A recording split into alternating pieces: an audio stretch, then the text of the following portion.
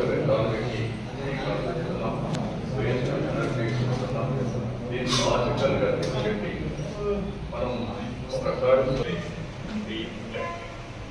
ఈ deep technology బాగా కావాల్సినంత నాలెడ్జ్ని మీరు ఒకసారి చూస్తే ఇన్ఫర్మేషన్ని సెటిలైట్ ద్వారా, డ్రోన్ ద్వారా, సీసీటీవీ కెమెరా ద్వారా, ఐఓటీ లేకపోతే వేరబుల్ ఇంకో పక్కన సెన్సార్ వచ్చేసాయి.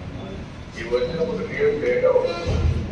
అవేర్గా ఒక వ్యవస్థ 40 పారామీటర్స్ రియల్ టైంలో మనం మానిటర్ చేయబోతున్నాం.